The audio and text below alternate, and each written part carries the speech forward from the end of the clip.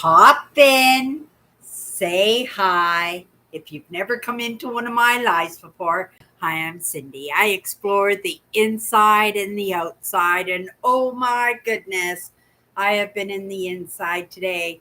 Today it was just up and down. I don't know. I couldn't keep my butt in the chair if my life depended on it. I did so many projects today. Make your head spin. It's so nice to sit down and we're going to spend an hour or hour and a half hanging out together. We'll see who pops in. And again, if you've never popped into one of my lives before, this is one of two live shows that I do. I have a podcast that I do Monday to Friday. Saturdays, I take off. In that care for myself, I actually have started to really start to enjoy taking Saturdays off. In the beginning, it felt like I was cheating. It felt like I really should be live, that somebody was going to lose it if I didn't show up. And that's not the case. In actuality, that's just sometimes just all in our heads. And it took me a few months to get comfortable with having Saturdays off. I know still lots of times I sit here and I'm taking in lessons or I'm doing projects or I've completed a task and I think, oh, let's go live. Or more often than not, it's a topic of conversation that comes across my mind and oh, that's so perfect. We should go. And I go, no, Saturdays is a day off. We do not go online in what I present, right? I am online. I'm taking in lessons. I'm sitting in on conversations. I'm taking that time to connect with people that are actually physically in my life, my family, my few friends.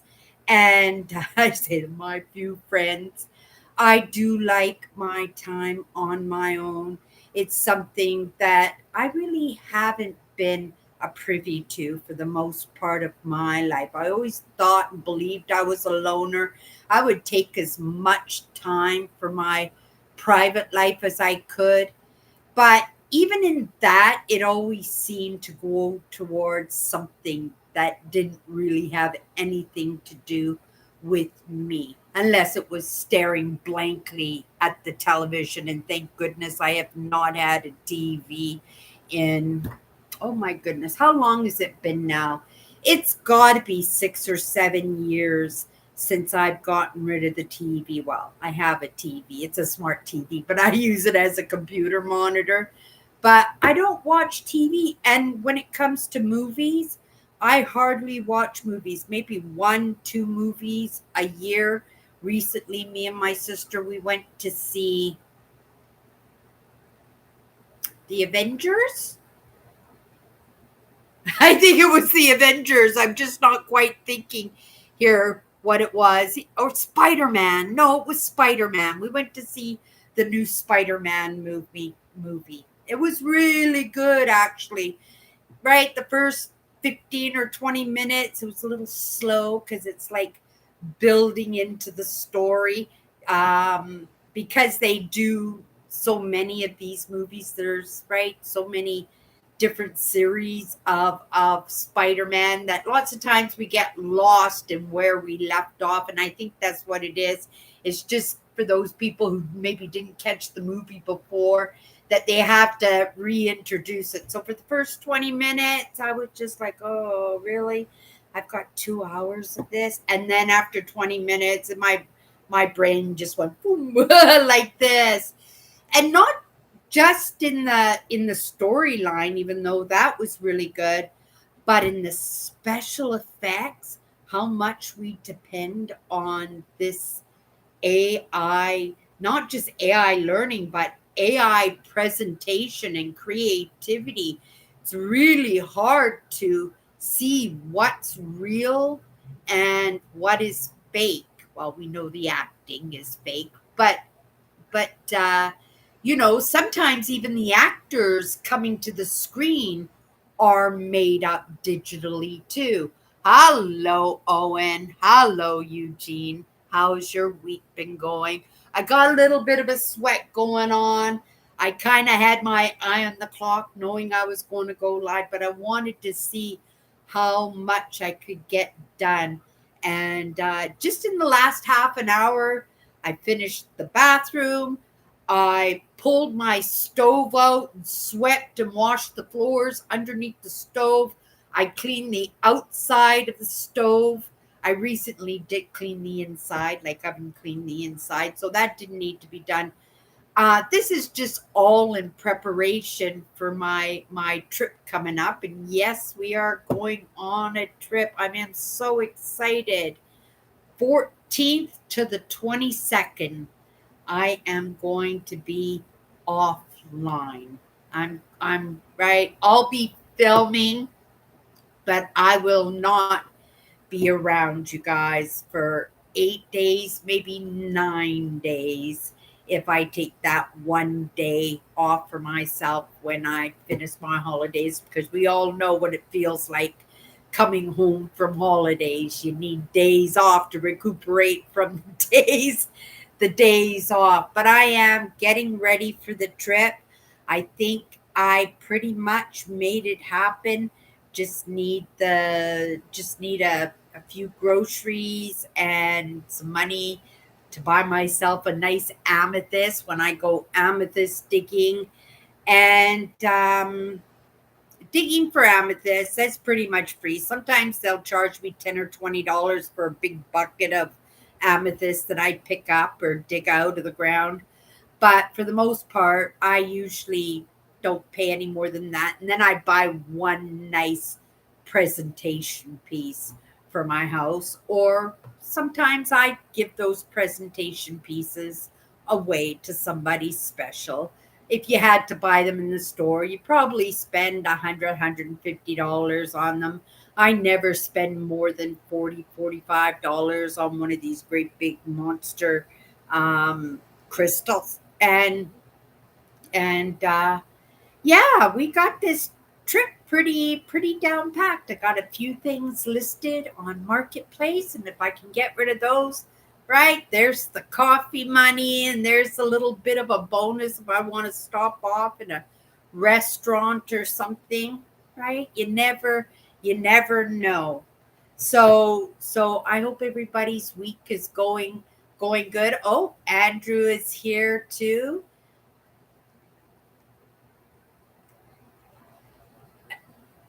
I have no idea where to find you. You can say come on your live stream, Eugene, but I would have no idea on how to find you. So if you want me to come on your live stream, message me through my Instagram. I'm happy to do that. But yeah, I'm going to lead a little bit more information and come on my lives.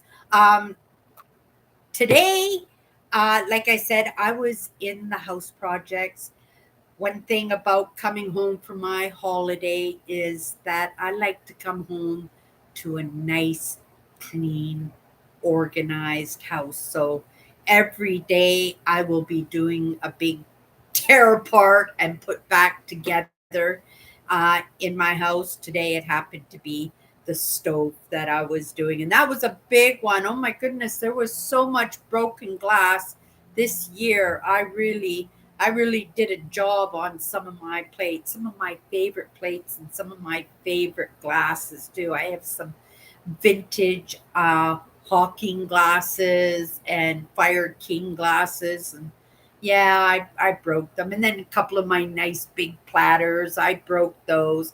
I only remember because I found the broken glass under my stove when I was sweeping out underneath my stove there. But it teaches me just to be a little bit more careful with the things that I love. And it's funny though. Oh, like I broke one of these. These are vintage 1960s Anchor Hawking glasses. I love them. I think they're beautiful. And you guys know my dining I'm doing in these blues and oranges. Oh, that feels so good. I made myself a cup of coffee, but I needed something cold to drink, something cold to guzzle down because I have been kind of moving around today. I don't know where that energy is coming. I'm even going to go for a walk after my live show. We're in the midst of a heat wave. I don't know how the weather is with you guys. Let me know in the comments and I'll kind of roll back there and see what you guys are yapping about. But let me know what the weather is in your area town, because here in Winnipeg, we're in another midst of another heat wave. Today it said it was going to be a little bit cooler. It was going to be like 28 Celsius, but it ended up going, I think, up to 32. It's 28 Celsius now. The sun's just starting to go down. Last night, after it cooled off, I wasn't going to go out of the house. I went out for a short while in the morning, but for the most part, I stayed in my house just because of the heat. And then when it cooled off in the evening, oh my goodness, it was so beautiful. I went for a walk. The wind was blowing. I cooled right down and I took a nice long walk. I have to stay on the main drags at nighttime only because it's not really safe to be walking down side streets and stuff. And it's funny because when I was younger, that never seemed to bother me at all. These days, I seem to be a little bit more uncomfortable with it, only because I see how screwy sometimes this world can be. And it's not like I'm just noticing it now. This is something new. This is something a little frantic and something that's growing out of, right? I'm not going to say bad parentage, but I think, sometimes the missing parentage that the children have gotten in the past 20 or 30 years, right? It's women's liberation that did that. Women should be able to feel equal to men. But in wanting to feel equal to men, right, they decided they were going to be men and that they could do it all. And women were bringing up their children by themselves, right? Having babies by themselves, working, taking care of the house, taking care of their kids, not having a partner in that. And that really broke down society. I believe it really did a job that it kind of put us in this situation that we find ourselves now with the crazy town that the world has become a little bit. And it's just not here, it's in the whole world.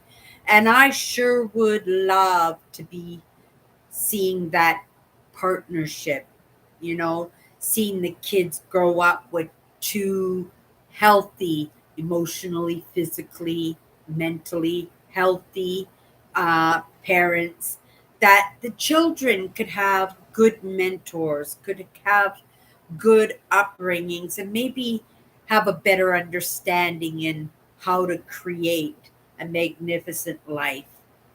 When I was growing up, it was right in the beginning of the stage of women's liberation. It was right, I was born in the 60s, right? By the early 70s, it was in full force.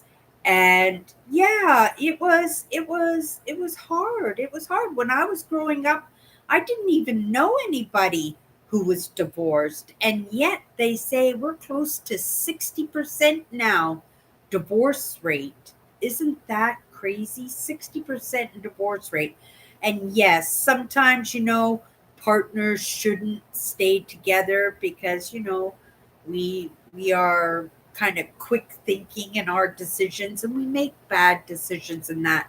And it's going to take some time, right? To take some time in making those choices, not just making choices in our partners just because we want somebody to help us with the bills or help us physically with the kids or to mow the grass or to remember garbage day 4, but to actually to be able to enjoy being part of a family unit. And as much as my family was like crazy town dynamic, I loved my family. I really loved being a part of a family, right? And yes, there were things that I wish that would have been a little bit different. But if my mother wasn't so determined, right, to do it all, my dad was a compulsive gambler. They both made good money, but my mother picked up that slack. And in the end, her job ended up being an escape for her. She loved to work. My mother worked in hospitals, she did nursing care homes, and she just loved to work. Right? Us kids grew up so feral pretty much on our own because my dad was a commercial fisherman. He'd go away for months at a time, a few times a year, depending what fishing season, whether it was halibut season, salmon fishing, cod fishing. Oh my goodness, right? It was fun. It was fun, and we were left to our own demise. So it was adventurous too. It promoted that curiosity and that adventure in me as a kid, but I really didn't have any good directive. And if you asked me back then, I was happy my parents worked. I was happy that, I was able to stay home and just have my face glued to the TV because at that time, TV was even new. And I remember being at home and laying on the floor, right, like this, just staring at the TV screen, watching Ben Hur or the Ten Commandments or, right? Pippi Longstockings. I grew up on Pippi Longstockings. So lots of my personality and my directive in life, right? She was my babysitter. She was my idol. She was the one that I wanted to grow up to be just like. And I think in some ways I did. But going back to, women's liberation, it probably wasn't such a good thing, right? That that respect and that equal partnership, yes, very, very much. But that didn't mean throwing everything up in the air, right? Throwing everything up in the air and just letting it fall wherever, you know, it just meant getting that respect for what they were doing, that attention for what they were doing. My mother was a cook in those days. Most women cooked and cleaned the house and did the grocery. That was all work, right? Meet their husbands at the front door with the slippers and the martinis, right? But it was the lack of respect. And that was a little bit of taking advantage of your family. We all play our roles within those families, right? Me, myself, and I also. But but but it was something that was taken as property, right? Ownership, dare I say, slavery, right? And that's what it was like. We can do better by that, right? We need those partnerships back. We need to hear about these marriages that last 50, 75 years. Wouldn't that be amazing? We're living into our hundreds now, right? Wouldn't it be amazing to celebrate our 75th anniversary? What would that be? Because 50th anniversary is the golden anniversary, right? What would be this the 75th anniversary? Would that be a diamond? No, a diamond anniversary is 100th anniversary, isn't it? Yeah, I'd be curious to know if any of you guys know the answer. Just pop it in. Let me come into the comments here. Um, Cindy, I found a Facebook channel called Nicola White. Oh, yeah, I watch her. Tideline Art. Nicola does mudlarking, yeah, on the River Thames. I watch her. She has found some amazing things. And not only that, she has pivoted in her brand because she's not always able to go mudlarking because it's very specific and not everybody. You have to get a license in order to do mudlarking, and she is quite renowned all over Great Britain. I watch her all the time, but like I said, she pivots, and so sometimes she goes into her collections. She gets a lot of clay pipes and stuff like this, and she'll go into her collections and she gives lessons, in the dating of things and telling story about. She'll show like show and tell, and she'll tell a story, right, of the items that she finds mudlarking.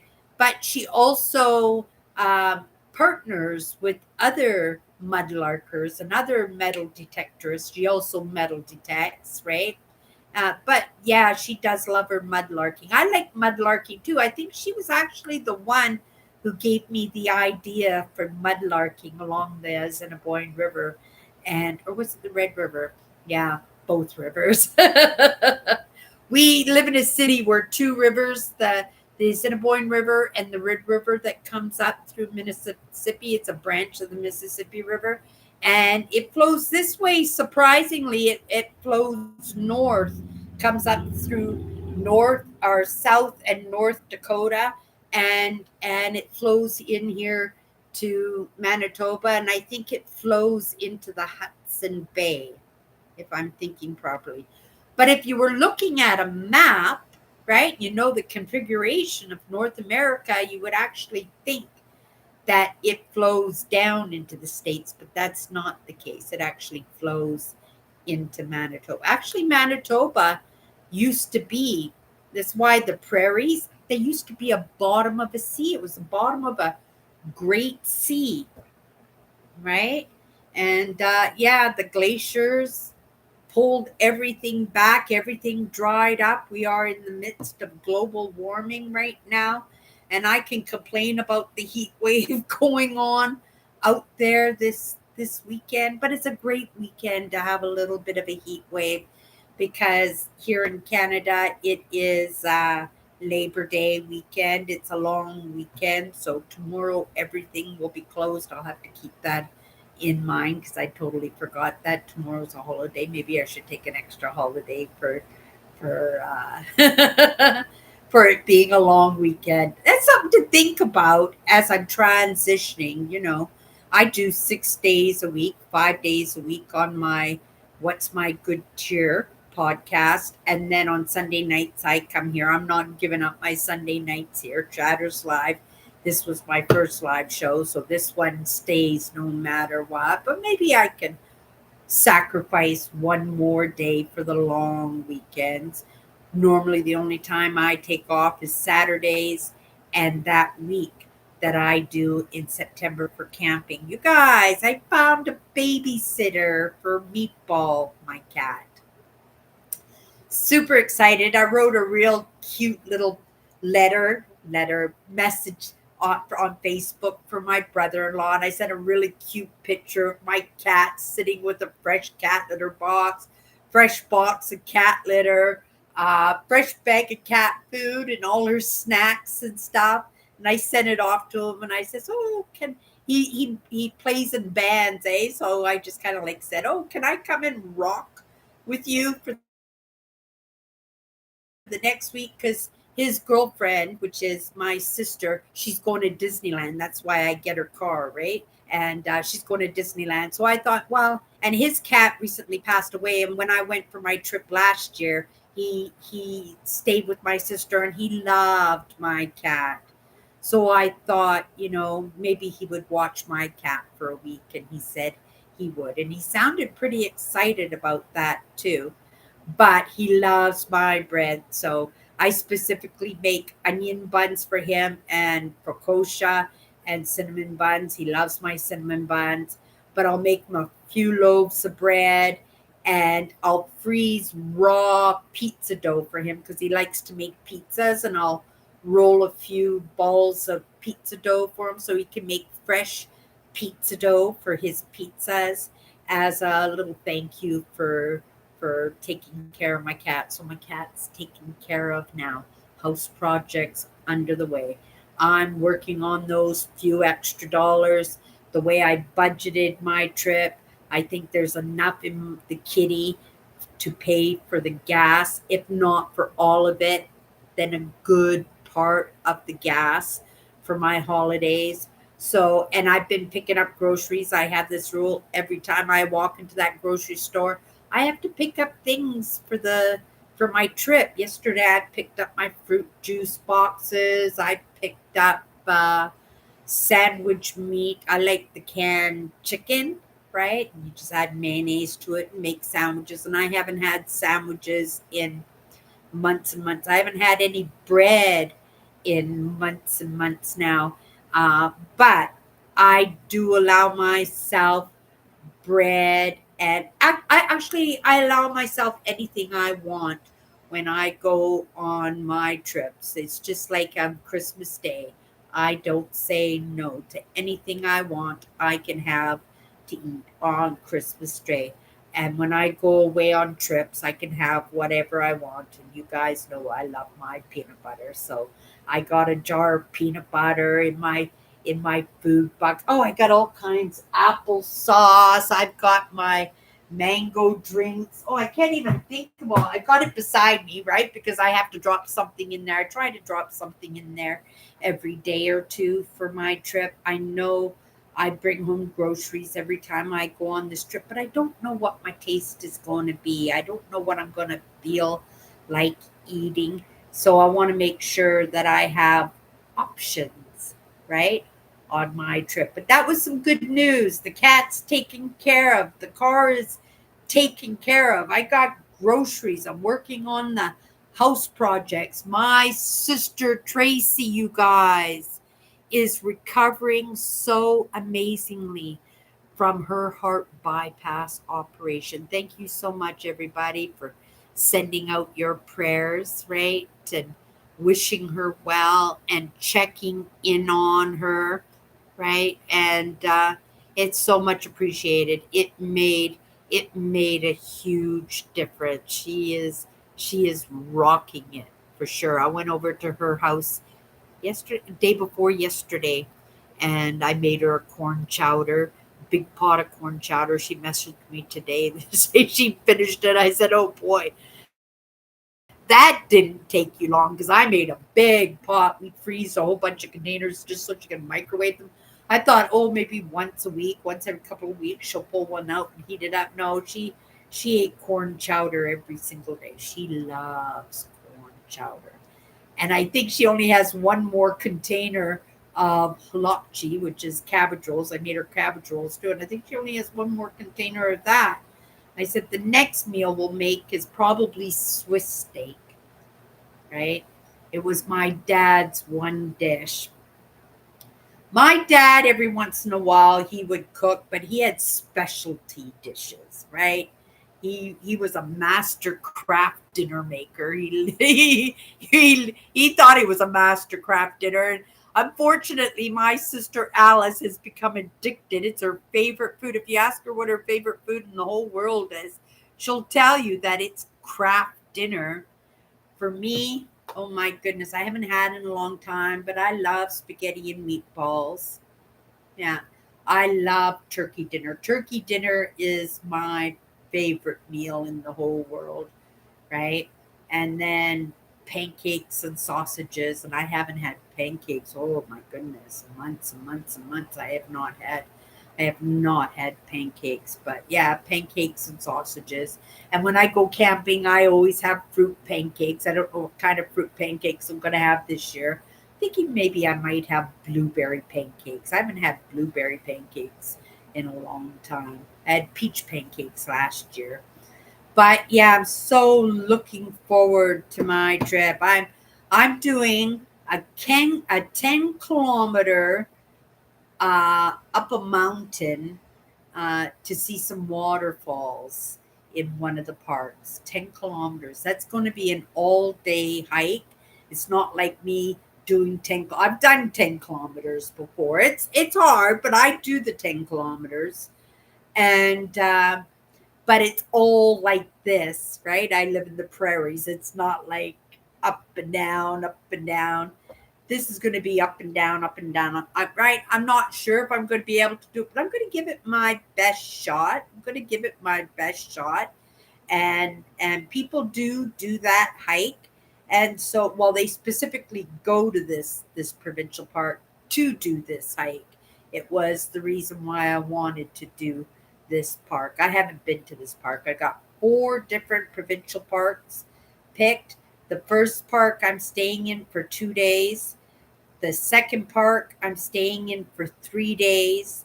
The third park I'm staying because it's just kind of a transition towards my last park, because I have the rule now I'm not driving more than 4 hours if at all possible. And if I was driving, it would have been closer to 5. But by the map standards, by Cindy standards, with all my sightseeing stops and everything, it would have been 7 or 8 for sure. And so I don't want to spend the whole day driving. So I picked one extra park. That park on the way to my last park. I'm only going to be there for one day. Um, and it's a beautiful park too. And then my last park, you guys, I'm doing a walk-in park. So that's really lovely. I'll be right on the shoreline, and it's a beautiful area with islands and stuff. And I've got myself, I hope, a nice secluded spot. But because all the parks are closing for winter, that week is the last week for those most of those parks to be open. That that park is just packed. I'm grateful that I got the spot. I had a few spots from each parks set aside as my favorites, because I didn't know when I was going to be able to book them, when I would have the money to book them. But we took care of that, and only 2 of them I didn't get my number 1 spots, but I got beautiful spots. I think 2 of them are in the forest and 2 of them are on the lakeside. I'm taking my dinghy with me, you guys, if there's no wind. And I'm okay with the wind as long as the lake isn't too big. I think the lakes that I'm going to are fairly large, um, so I have to be careful with the wind. I don't have an anchor for the dinghies, and the wind just picks up the dinghies and just flies away. It's happened to me before, where people have had to come and get us way, way, way out there because the wind just picked us up and just took us off, right? And grateful, right, that I live in a province that, these boaters will actually stop and check to make sure that you're okay. Um, what else? Oh, and I'm taking my pop up tent this time. I'm not taking a big vehicle, but I had already decided that I wasn't going to. I might have rented a big vehicle, right? I like to take the luxury vehicles on this trip, but this year I'm not working, so I had to make it a budget trip. But the budget trip is just going to be just as amazing as my regular trips, maybe even better, because I won't be doing, because last year what did we do, we did 13 provincial parks. No, we did 12 provincial parks in 13 days. That was way too much. That was set up, tear apart every single day. This time I'm doing 2 or 3 days in almost all the parks except that one transition park. And even then, it's not going to be bad, because my pop up tent takes me literally less than 5 minutes to put up, and it's a nice big tent, and I'll have my couch cushions, so it'll be like I'm sleeping on nice mattresses, and well, it's going to be absolutely amazing. I am super excited about my trip. I'm grateful for how it turned out, because it's a miracle, right? I really was convinced that this year it wasn't going to happen. My sister was so sick. We didn't know when she was going to get in for the operation or when she was going to We didn't know how she was going to feel, how she was going to be in her recovery. Thank goodness she is rocking the show, right? Because I wouldn't have gone if she was sick and she needed me. There's lots of people around that care about her, but this is family, right? I would have been there to help her out, and it's not about sacrificing in any way. It's about responsibilities. It's about giving back to those who give to you, right? And those relationships are important to me. They've been important to me my entire life. And you guys have been hanging out with me for a long time. You know that, those relationships have been, what do you call that? Estranged. Is that the word I'm looking for? Um, for a while now, and things are going so much better, and with boundaries and lessons and appreciation for myself. you know I get to live my life now, and be able to live my life in the way that, right, my relationships are not going to suffer in that, right? I was my own worst enemy in that. Okay, let's come into the comments here, see what everybody is up to. Um, Andrew says, Cindy, I found a Facebook channel. Oh, yeah, the Nicola White. Yeah, you like her, eh? Yeah, I don't know why I don't talk about some of these explorers, and I consider her explorer, but because I metal detect, and because I do the bottle digging, right, and the mudlarking.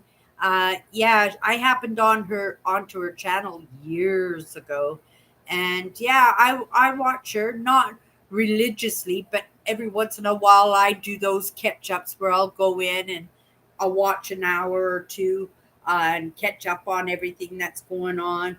But for the most part, in the past year or so, because of my goals and my dreams, in those things that I want to bring to the table in appreciation for what was brought to the table for me, that I've applied myself in what I think in the moment is more important, right? I understand I matter, but that doesn't seem like such a sacrifice, because like I said, I can go into that and to catch up whenever, because I do sometimes get punch drunk with the conversations and with the lessons sometimes. And I do need to flake out, but I have my favorites. Like, I'm a big Stealth Digger and Not Thursday fan. They are the same creator. They're just two different channels that he has. One is an exploring channel where he just spends walking through the forest of New England, and he finds old homesteads, and like the very first settlers of the states, like the very first ones, right? Because he's from New England, and his are some of these sites that he finds are late 1600s, early 1700s, but he goes out and he explores. And then his second channel, Stealth Diggers, right? And he metal detects them too, right? He metal detects them too. But for the most part, they're exploring. They're walking through the forests and, right, looking at old stone walls, right? Old stone walls.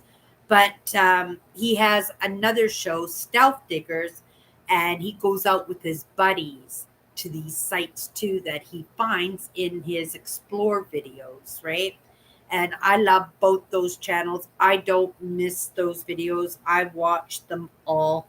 There are some channels that I am religious about, that I don't miss any of their content, right? I have um um well, there's lots, right? And it's not like I'm holding them dear. It's just that they're so varied in their topic. It takes all kinds to make the world. And, being very curious, and also I like to be in content where people are their own leaders, like doing exactly what I'm doing in their own leadership, but it's so different, right? Just like Stealth Diggers and Not Thursday. He's a metal detectorist, and he's a forest. Uh, he's not a tree hugger. I never see him talk to the trees or the forest or anything like that. But he films the trees and he films the forest and he films the deers, and right, and I get enthralled by that. But there are, oh my goodness, so many that I am religious, but I can sacrifice them. Like I said, I get a little bit punch drunk with the content that I take in, but I have content that entertains me too. I have my family. I go for my walks. I plan my trips. I plan my life. I make my dreams. I set my goals. I work towards them. And like I said, I have no idea how this trip managed to manifest, but it's manifesting, you guys, and it's going to be so wonderful. I'm going to have lots of outdoor adventures for everybody. I hope you guys all come in and watch them. As I go out and do these trips, I get better and better at my filming. And as I become more and more comfortable in coming in here and having our conversations, I always want it to be comfortable. And no matter what I present, right? That this is my nature, this is my genuineness. And yes, there are times when you have to sit at a desk and go like this, or hold your hand up and ask for permission, or say sir or ma'am, or hold the door for someone. But lots of times that becomes second nature. That actually becomes part of our life, is just in reading in what the moment needs, right?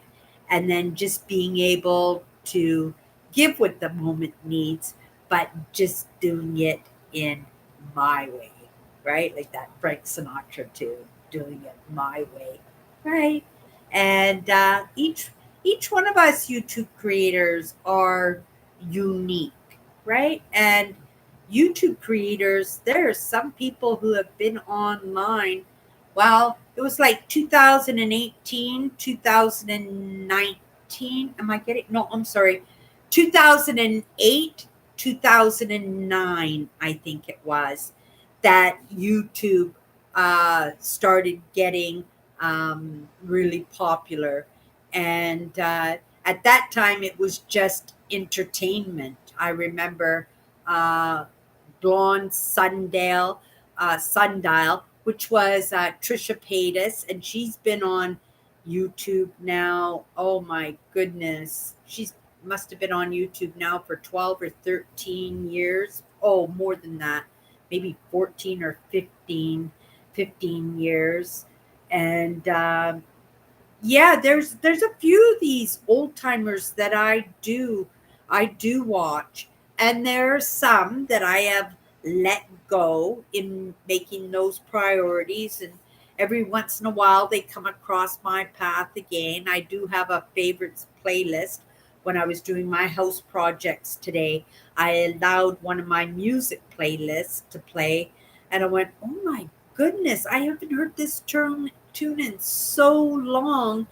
And I went, "Oh my goodness, I make better playlists than the playlists that the creators make, because my playlists are created for me."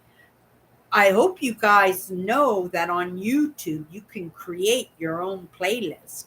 If you watch music videos, if you come across a great song on YouTube, even if it's great content, you know, favorite videos and stuff, and oh my goodness, I want to watch this again sometime, that you can make your own playlist on YouTube. And they're all the links to all the videos, and they'll just play one after another. And that's what was happening on my music playlist today. And this playlist was music that I liked, music that I had saved to my favorites too. So I don't know if you guys knew that, but you guys should be making your favorite playlists. And you could just take an afternoon, right? Maybe a couple hours in the afternoon and just look at YouTube videos, music videos, and you could just save whichever ones you like. And when you're piddling around the house, you could turn your playlist on, and it'll be all that magnificent music that you like. There's lots of music out there that I am not a big fan of, right? I'm going to say unfortunately, because lots of people love their music. They wouldn't be famous unless they had. Sorry, I got a little bit of heartburn at the moment. I had curry for dinner.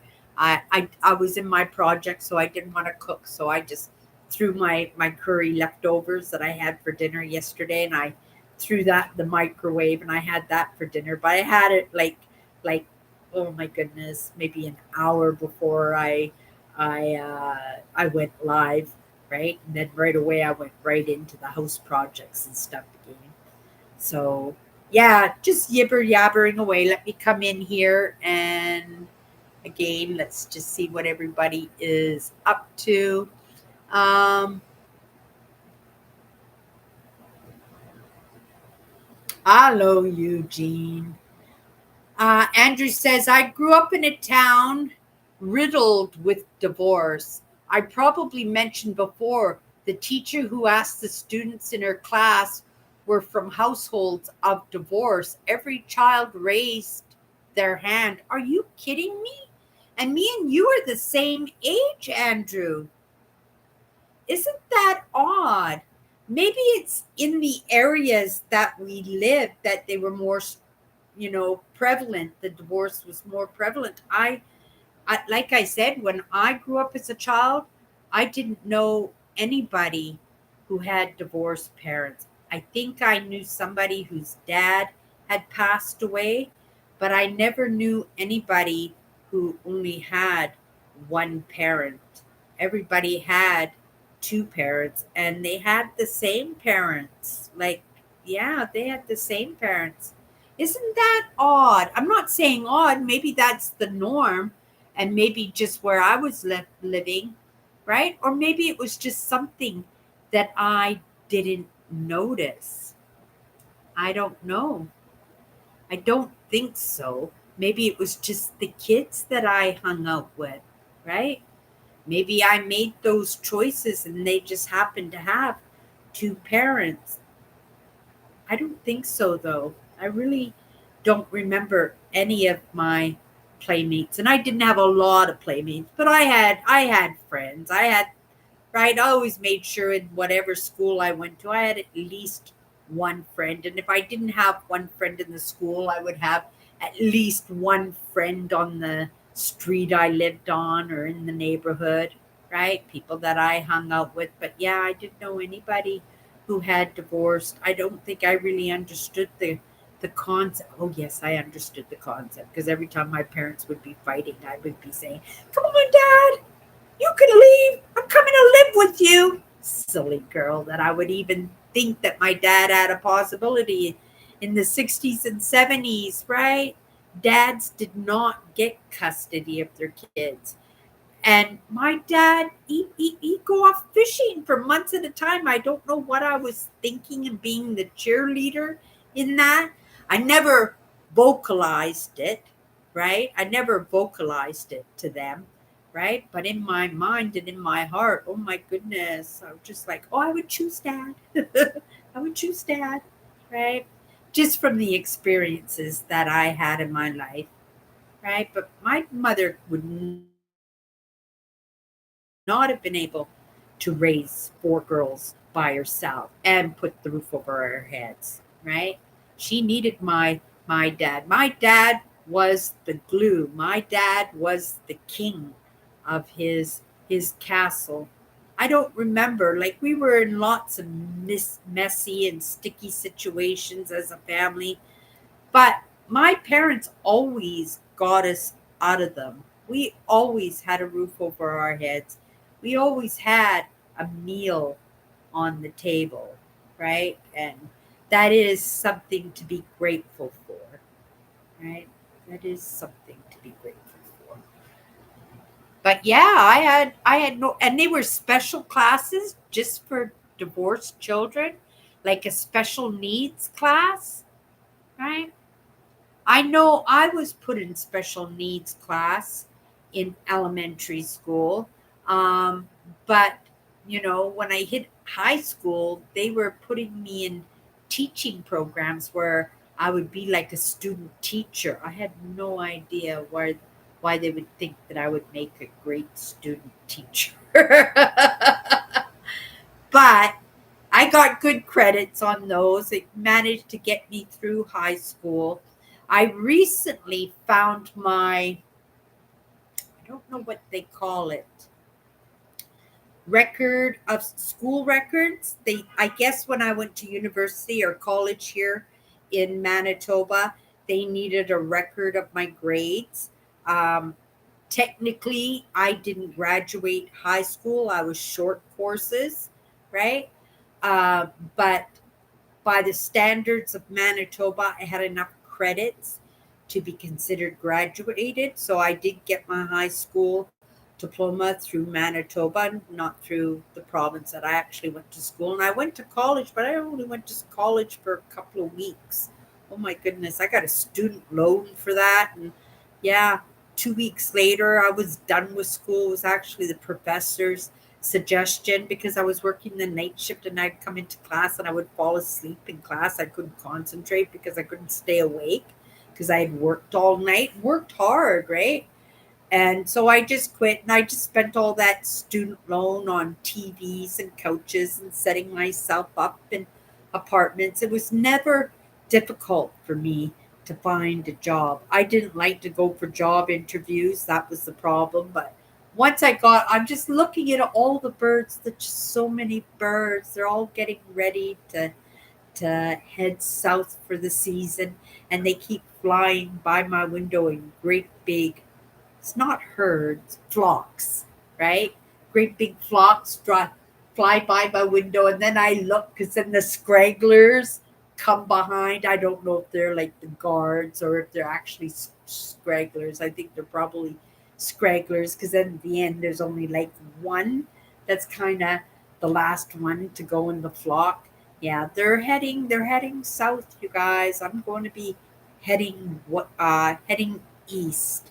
I'm heading east into the mountains in Ontario and into the lakes and into the valleys and the gullies and the canyons. We actually have canyons in Ontario.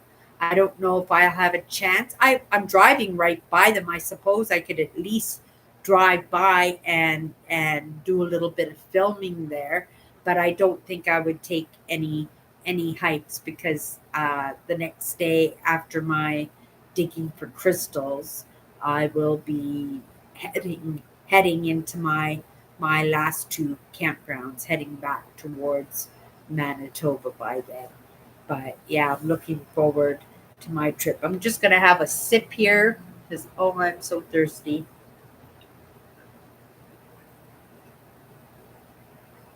Oh, so good. Mm, so good. I thinned down drink crystals. I like the tropical punches and stuff, but I double up the water because I'm not a big fan of water. One thing about Manitoba, there's a lot of chlorine in the water. It's really hard mineralized water here in Manitoba. You have to buy the Epsom salts to soften the water.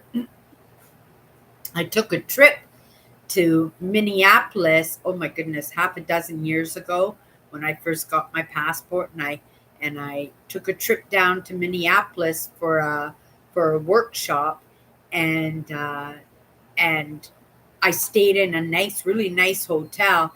And before I went to the workshop, because I got there like within an hour or two of the workshop starting, that I just needed to relax and have a bath, and I didn't have any Epsom salts, but when I poured that bath and I soaked in that water, it was like soaking in jello.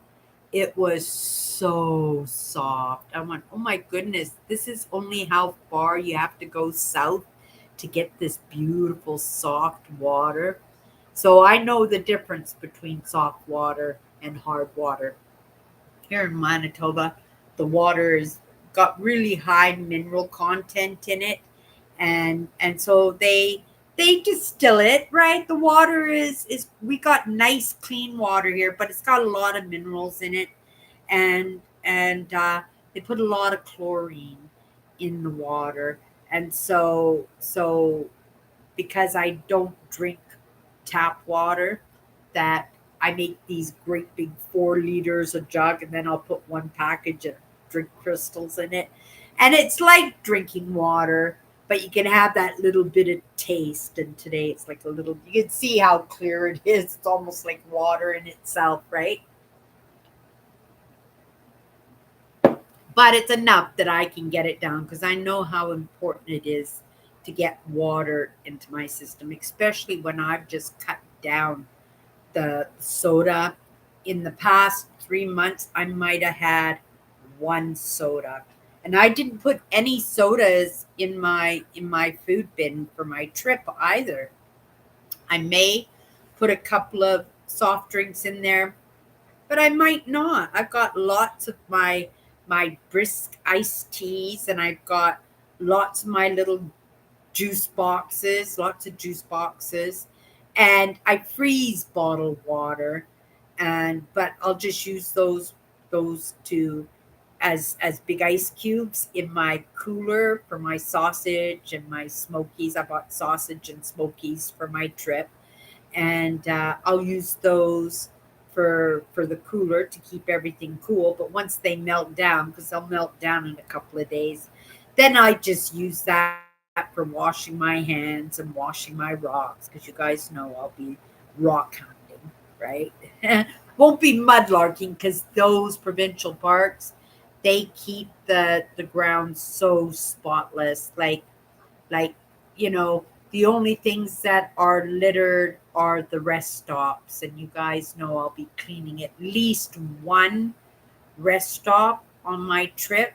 Maybe I'll do two, but I always try to do at least one. And I fill up those garbage bags. I'm so surprised that people just use those rest stops just to throw their garbage out of the car. And then they get trapped in the tall grass and they pollute the lakes because most of these rest stops are beside lakes and stuff. And, it breaks my heart because I think Ontario is so pristinely beautiful, except when you hit the highway. When it comes to the highway, people just chuck things out the window. My dad was a big instigator for that, right? And he wouldn't just throw the garbage out the window, he would throw his cigarette butts out the window. My dad was a chain smoker. He smoked 2 packs of cigarettes a day, chain smoker. And I just remember him saying, "Okay, Cindy, roll the window up." Because if he threw his cigarette butt out his side window, it would just fly into the back window, right? And he didn't want to burn his car seats or anything. But he would just throw these cigarettes, right? Not even put them out. He would just flick them out the window. Makes me wonder how many forest fires my dad started, right? Because he did that constantly. My dad was constantly on the road. But yeah, that's really interesting about the kids. If it was like a special class or something. Uh yeah, really, really interesting about that. I'm not sure if that would actually, could you ask those kind of questions in a school class right now?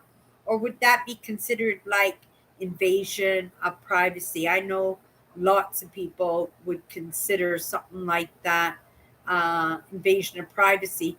Or maybe they would just keep their mouth shut and not hold their hand up if they were from divorced families. But maybe it was so in and so widely accepted that nobody gave it any thought. Maybe it isn't a big deal. I don't know. Like I said, growing up, I didn't know anybody divorced. And, you know, I was the first person in my family to get a divorce. And I remember how bad I felt about that. Like, I felt bad because I was divorced, but I felt bad and kind of ashamed that I allowed divorce to come into my family. My sister, I have my sisters divorced, other sisters break up with their living boyfriends and stuff. Like I said, it's kind of common right now. But you don't want people to be unhappy. These people that come into your life, the people that you choose as a partner, even if you did it as a mistake, right?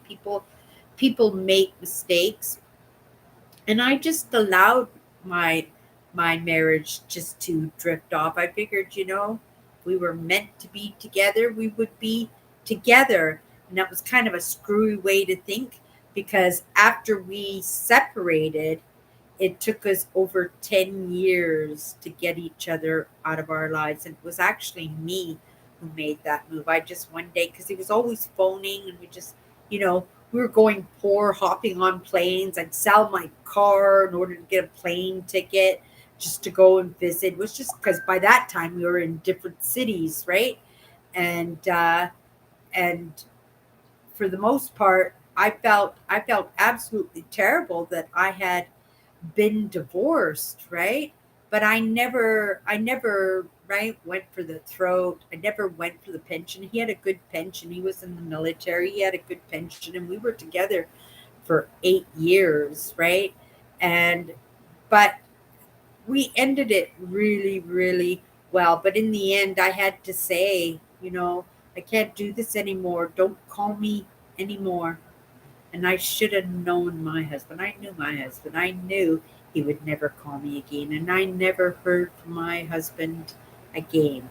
And it was really hard because, right, it was really hard being apart from each other. It really was. But it was necessary for me to, right, we set boundaries in that.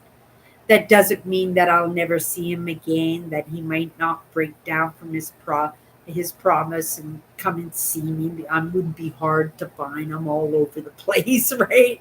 And and I would probably throw myself into his arms, and I would give him a big kiss, and I would fill my mind up with stories about what he's been doing now. I haven't talked to him in over 10 years, but what has he been doing with his life, right?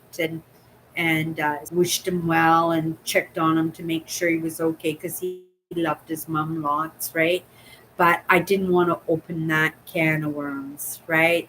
My That's an old part of my life, and even if I did bump into him again, that part of my life is over, and then I wouldn't want to open up that story. And even if I did, I don't think it would be possible, right? Because we have probably, I know for myself, have changed so much in the span of being apart, right?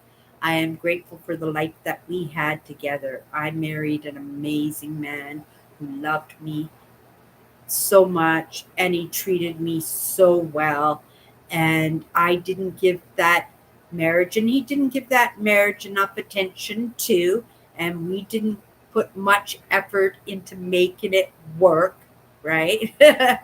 and and we caused each other hurt, but it wasn't out of malice, right? It was in search of our own happiness, to find our own places in life. And my husband was young enough, right? By that time, I was 37 when we separated, that he was still in his 20s. He was still in his 20s. And so I wanted him to have the opportunity, to find somebody.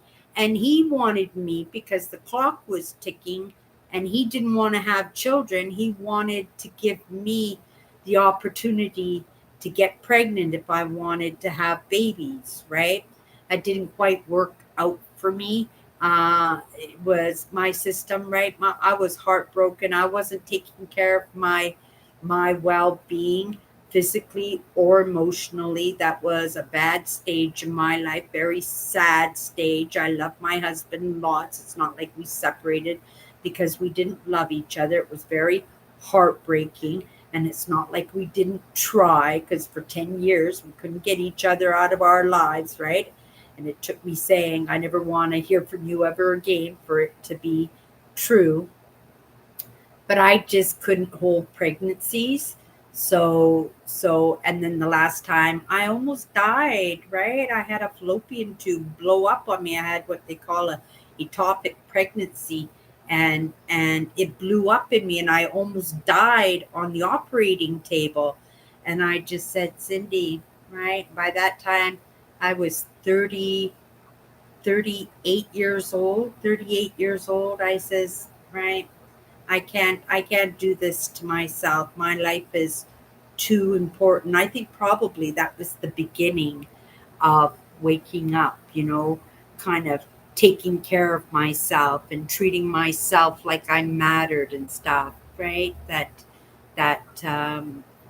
I think that was probably the beginning stages, and it hasn't stopped yet. It's a lifetime process for me. I will carry on. Oh, I have to say, you guys, Kathy wanted me to say hi to everybody. I don't know. Things are going on, right? It's summertime and stuff too, but we all have stages in our life when we just can't make it into the lives, right? In that moment. But Kathy wanted me to make sure that I said hi to everybody, right? And make sure that, because she comes into the live after the lives are done, and she just says hi and stuff, right? Um, I'll let her know that you said hi. It's not like she's gone forever. Like Kathy is one of us. She will be with us, right, forever, right? Even just in our hearts. But yeah, we all need those breaks, and sometimes those breaks aren't because we specifically search them out. Sometimes life kicks us in the butt, right? Sometimes life is busy. Oh, isn't that nice? Because I keep the comments on replay, so she'll be able to come in and hear you guys say hi to her and stuff. She'll appreciate that for sure.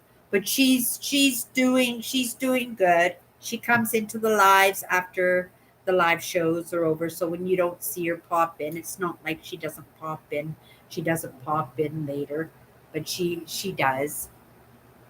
But yeah, that's pretty neat that you found that channel. And I should say, because there are other mud liking channels that I do watch. There's actually a couple of metal detectorists in Great Britain that I watched. I watched one today. Oh my goodness, what was his name? I can't remember what he was saying, but he found a 4,000-year-old iron axe on his show. He was so excited. He fell on the ground. He just couldn't believe it.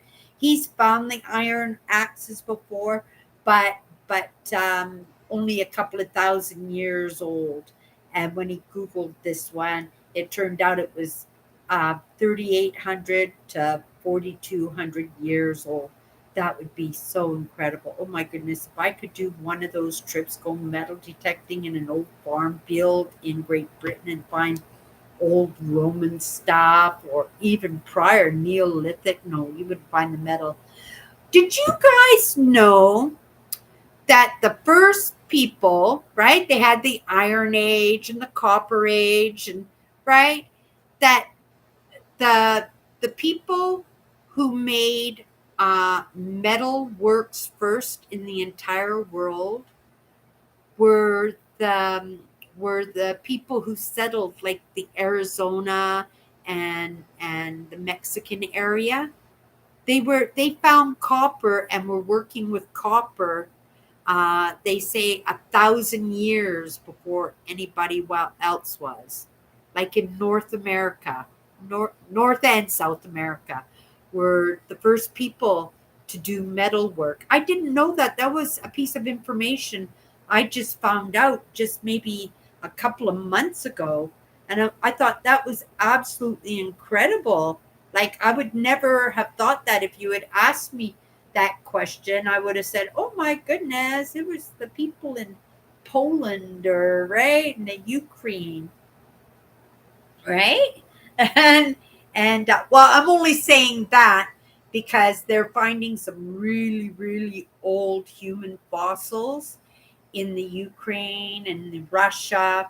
And, for the most part, they've been looking in Africa and Turkey and the Middle East, right? They've been looking for, but recently they've been doing Asia, they've been doing China, they've been finding some really, really, really old human fossils in China. But incredible that they didn't realize that out of Africa happened a lot earlier than it did. Um, they were saying that they were small spurts, right? Small groups of humans that were leaving Africa early, and not all of them survived. Not very few of them survived, but they were the first ones to leave. And the big mass exodus out of Africa, that was thousands and thousands and thousands and thousands and thousands of years before, because they're finding incredible fossils. They just found a fossil. It's not human and it's not Neanderthal, and it has neither human or Neanderthal in it. When I say human, I mean Homo sapiens. No Homo sapiens and no Neanderthal in it. So they don't know if it's Homo erectus. They don't think so because they've done the test on it. And even though it's like 300,000 years old or something, it's a skull they found, and the skull was embedded in a wall in a cave, but crystals had covered it. So it was actually stuck to the wall and was crystallized. But they finally got those tests done. It was like only a couple of months ago or something that they released the information. But, right, they might have found the link between humans and Neanderthal, the missing link, right? They were thinking maybe it was the Denisovans, right? Or the Denisovans, if however you want to pronounce it. People pronounce it both ways. But the Denisovans, right, were living at the same time as the Neanderthals and living at the same times as the humans. At one time, they've already estimated over 15 different humans, 15 different humans living at the same time, right? Living at the same time. So that isn't different humans. To me, those are different nationalities of different humans, right? Like Chinese and African and Ukrainian and European and, right, Middle Eastern, right? Hindus. Well, I guess it's all in lots in the same areas, but still, right? Those are like, and only Homo sapiens survived. So for me, that just seems like, Homo sapiens had a hand in that they decided to be the dominant species when it came to humans, and then all the other ones, because they were all living at the same time, right? Maybe they went to war because they looked different, because of course Neanderthals were short and stocky and very big, right? And the Asian ones would have been really, really small. The Denisovans, they were just kind of a little bit of different species. So they were kind of like the same size of humans, maybe not so quite bigger, but had a lot of different features to their face and stuff with the big eyebrows and stuff. That it was probably just discrimination, and they just, right, like your warring tribe, and they just wiped out the other species of humans until Homo sapiens were the only ones. 15 is what they found in the same time span. That doesn't mean there were only 15 types of humans. There were a whole lot more that we haven't even found yet, that we haven't even discovered yet, right?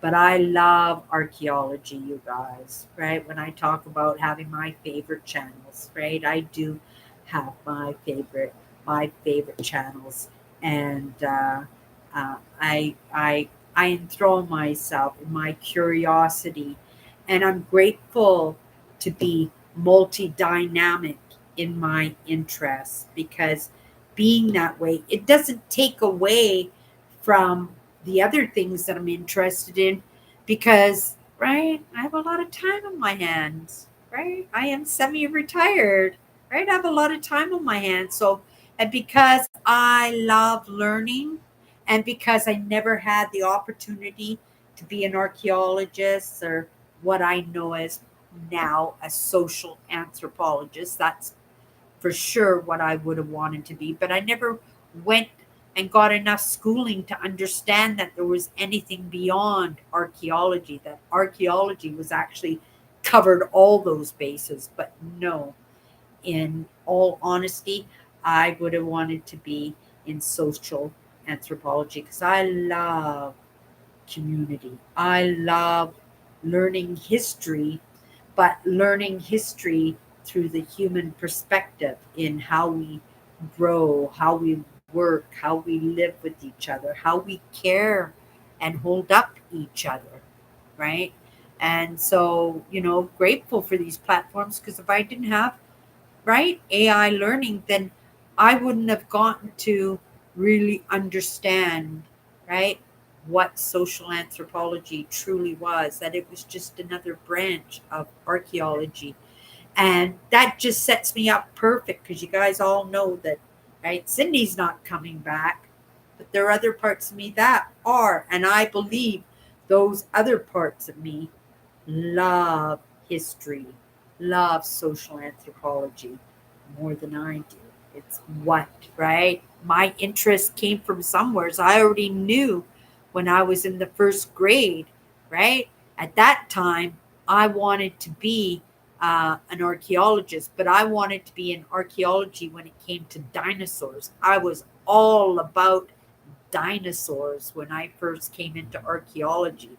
By the time I hit high school, I was all about castles, right? I just was Scotland and England and the kings and queens and the, right, emperors, and then, as you move forward, well, Egypt got a hold of me, and I stayed in Egypt, oh my goodness, probably into my 40s. And then when I hit my 40s, I became all about local history, community history, Canadian history, American history. One of those channels that I love to watch. I don't know. This one you will love, Andrew. Jamestown Discovery. Okay? Google that one on YouTube. Just punch it in, Jamestown, and that channel will pop up, because they've been excavating that one. It's been excavated a few times, but not as thorough. And because we have so much technology now, that they are making such amazing discoveries in Jamestown right now. They dug up a 16th century well, and in this well, they found a sword saber that was signed by one of the founding fathers of your country. And it's so exciting. Well, of course, they found out, they call it the starving time, because they had to cannibalize in order to stay alive in Jamestown, right? They as people passed away, um, as they warred, and, right, they did bad things to the women of the tribes in the areas around them. And the indigenous treated them so well when they first landed there, right? But it didn't take long, and you know, being the battlers that they were, they really struggled, and they got locked in to their fort, because if they went outside their fort, they would have been done in for, right? Because the indigenous would have taken care of that. But they actually had to resort to cannibalism to get by until the ships came back. And you know, um, you heard the about the lost colony. Well, that was the first colony. The second colony is the one that I'm talking about, right? That set up a house in Jamestown. And yeah, it took 2 or 3 years, right, for the ships to come back. And by the time they came back, they said there were like only 16 people left, right? Because they had eaten.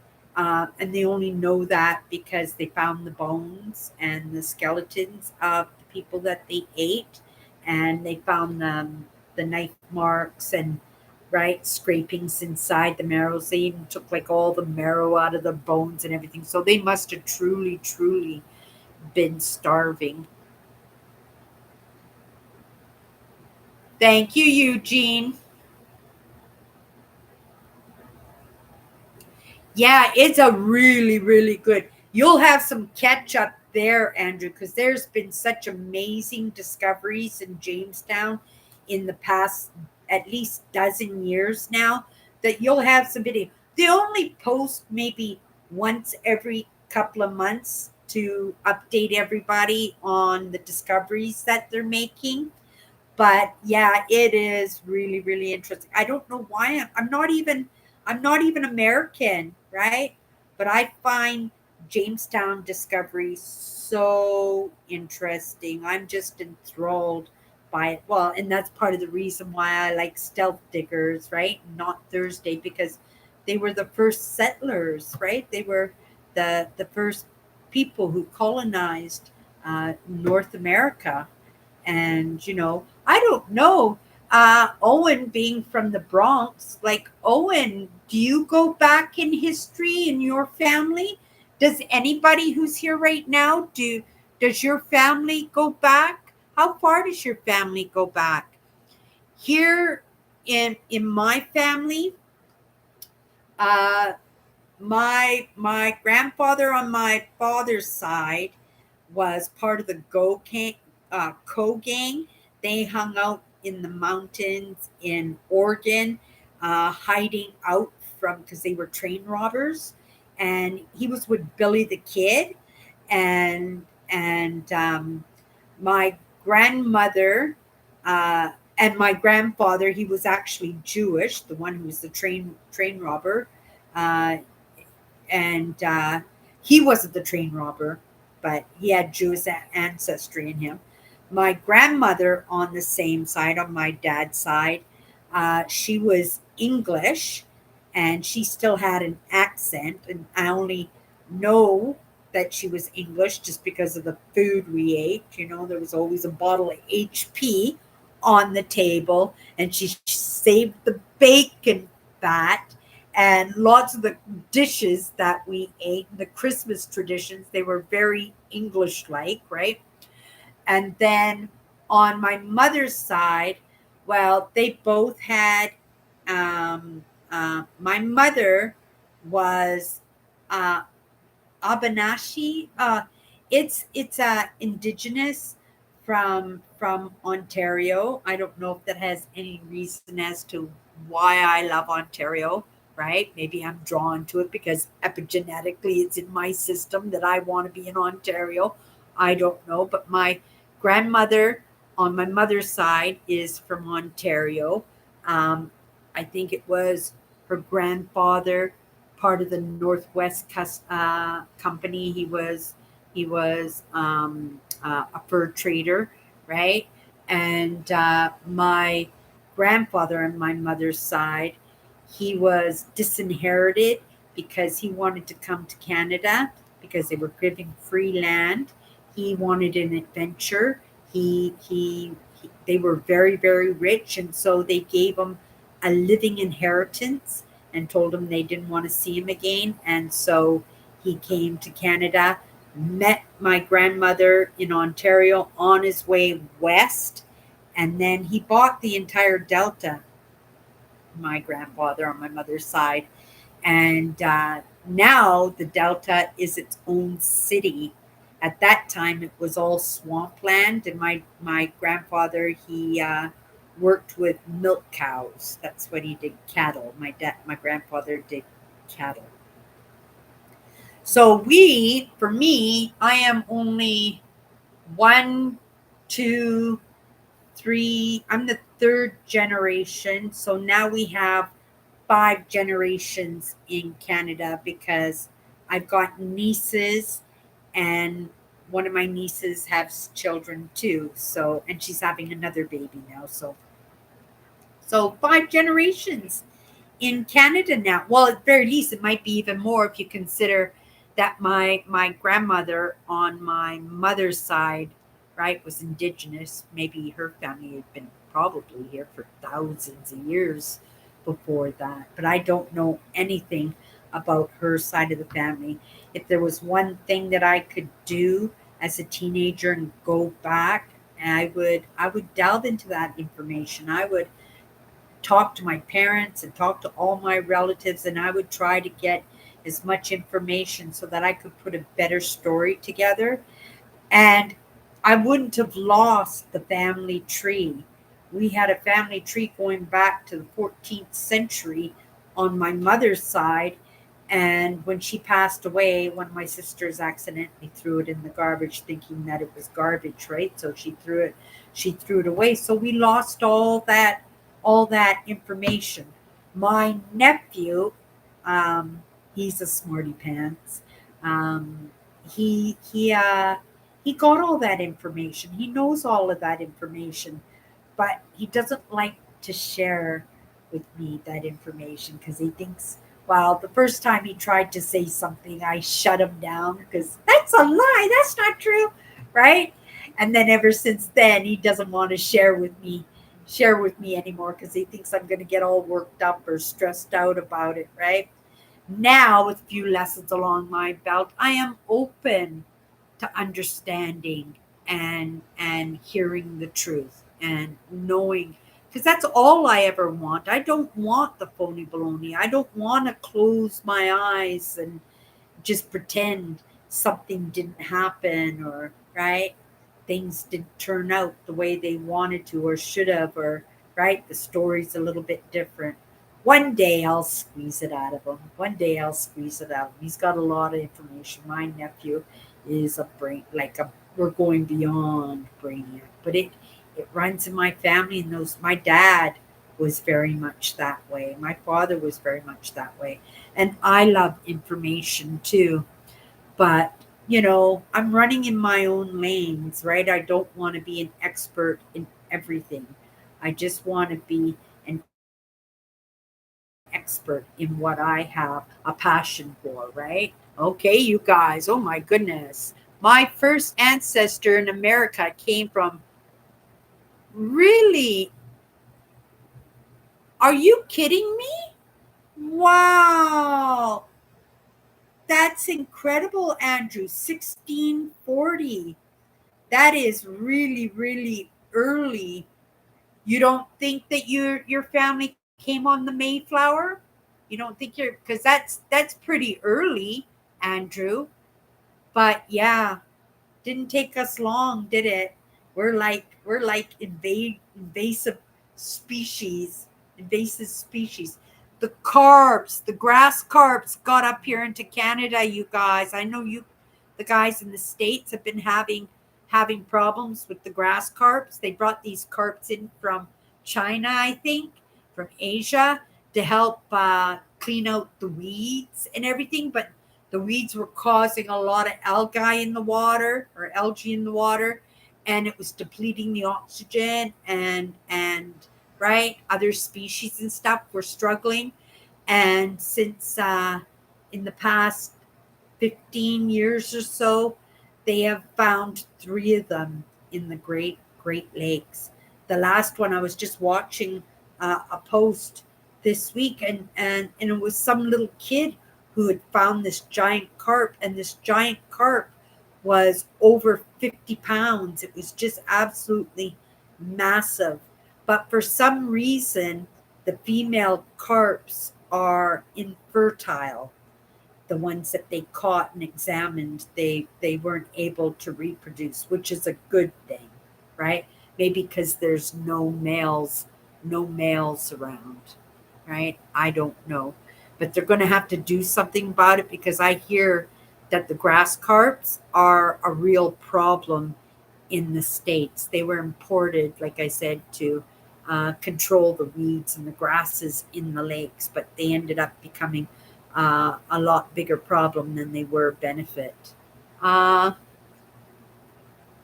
okay, you guys, it's after 9 anyway. Thank you so much. Work is going good. Work is going good, Andrew. Before you leave, just let me know that everything is going good. I know school is in full force and you are busy. You guys, that's it for this week. I will be back tomorrow if you guys want to pop in to my live tomorrow. What's my good cheer? Monday to Friday. If not, we'll see you for Chatters Live next Sunday. You guys, I'm going for a walk now. I'm going to get some fresh air. Things have cooled off a little bit. Have a good night, Owen. Everybody, have a great night. Kathy, if you pop in later, I hope your week is going amazing. You guys, have a great night.